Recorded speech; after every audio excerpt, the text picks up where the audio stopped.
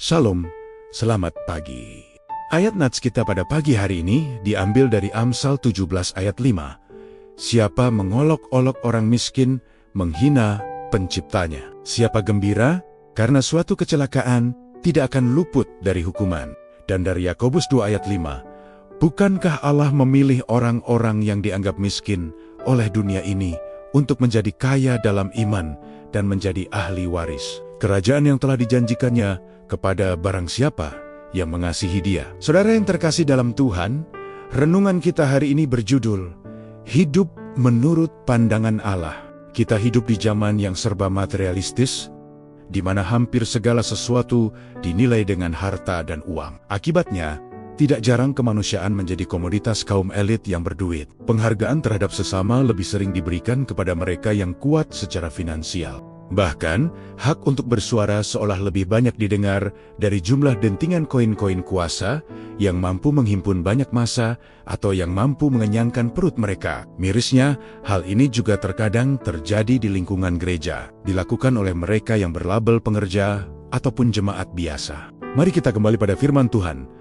Allah dengan tegas melarang bahkan mengecam perilaku tidak menghargai sesama hanya karena status sosial, merendahkan seseorang karena nilai persembahan yang kecil, atau mengabaikannya karena bukan orang terpandang. Disamakan dengan cara kita memperlakukan Tuhan sendiri, mengolok-olok kondisi ekonomi seseorang, atau merasa gembira atas peristiwa buruk yang menimpa orang lain, adalah hal yang tidak berkenan di hadapan Tuhan.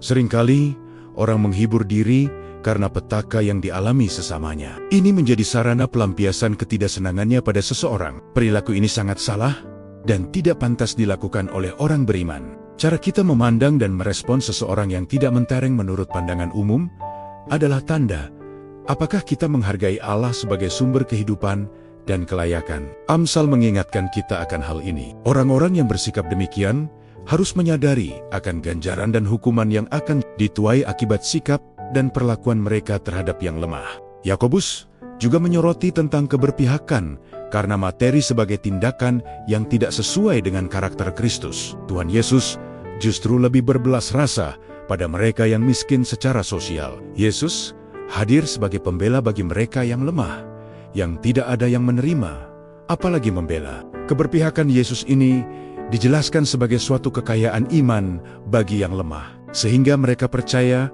dan bergantung penuh pada Allah yang mengaruniakan warisan abadi yang jauh melebihi apapun yang bisa diberikan dunia. Mereka yang terpana dan kagum pada gemerlap duniawi, suatu saat akan kehilangan jalan menuju takhta surgawi dan kehilangan warisan karunia Allah. Oleh karena itu, mari kita sadari dan ingatkan diri kita masing-masing. Apakah selama ini kita terpukau pada nilai-nilai duniawi dan hanya menghormati mereka yang memilikinya? Apakah kita telah mengabaikan mereka yang miskin dan tidak sejajar dengan kita? Apakah kita melupakan tugas kita untuk hadir bagi yang lemah dan yang sedang dalam pergumulan? Apakah kita sudah berpihak pada penderitaan dan kesengsaraan mereka yang tidak berdaya?